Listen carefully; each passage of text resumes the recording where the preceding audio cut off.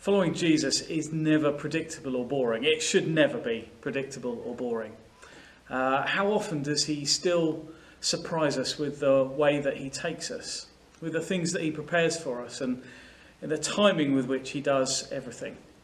I was reading in John's Gospel again the story of Lazarus.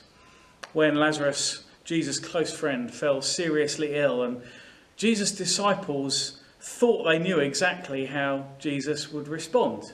Well, Jesus will go and heal Lazarus. And of course he did, but not in the way or at the speed which the disciples imagined he would. Jesus did it in a way actually that imparted faith into their hearts, that dealt a crushing blow to the enemy, and also in a way that brought the most glory to his Father in heaven. And that's how God works. It just wasn't the way that the disciples thought he would. See, following Jesus isn't a predictable thing. Who would have guessed at the beginning of this year that God would call us to weekly times of prayer and fasting?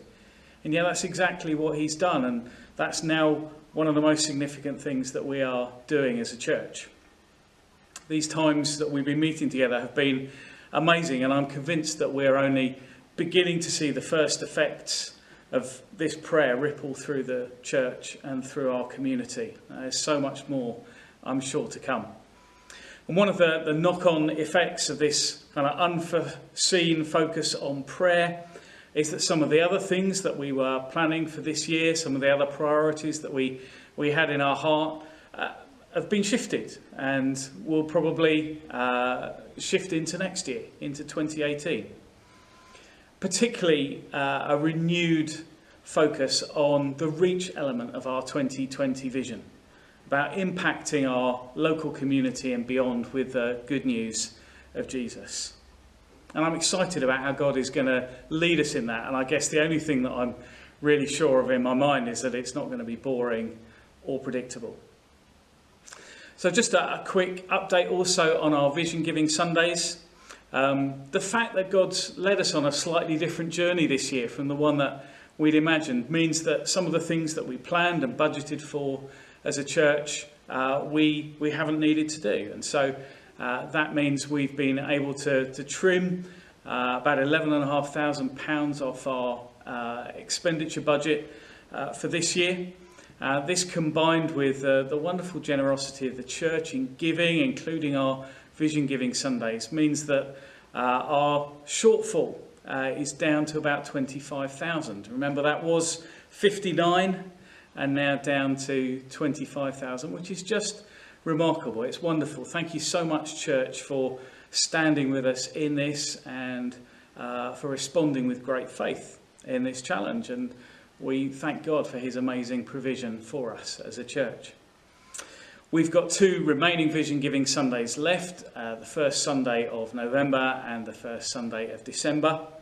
Wouldn't it be amazing if God were to enable us to clear out a big bulk of this remaining amount before the end of this year? We've heard testimony recently of people in the church who, having responded in kind of fresh faith in giving for our Vision Giving Sundays, have just discovered God blessing them and providing for them in amazing ways.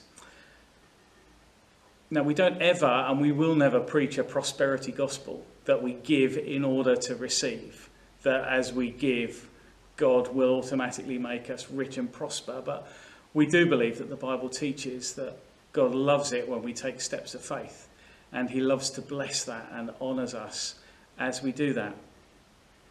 So maybe you've got a similar testimony to that, and we'd love to hear, if you have, of seeing God bless you and provide for you as you've stepped out in giving. Now, our Vision Giving Sundays are going to be stopping at the end of this year, but if that's your testimony, can I just encourage you on behalf of the eldership just to continue to step out in that same faith that you've been proving God in this year. Maybe it's something that God has for you to kind of prove him in this coming year. Maybe that's going to be a part of the new chapter of your walk with him in 2018. But whatever it is, we believe that as we continue to step in faith, that God will honour that he will bless us, and he will provide for us. So let's continue to do that. Let's look forward with anticipation and excitement that everything that God has for us this year, particularly as we look again at reaching out into our community with the gospel to see people saved and added to the church. However God does that, whatever ways that he's going to lead us next year, I'm confident that he's going to lead us in ways that are going to impart most faith into our hearts, going to deal the most crushing and spectacular blows to the enemy, and also to bring the most glory to our Father in heaven. So bless you, church. Look forward to seeing you this weekend.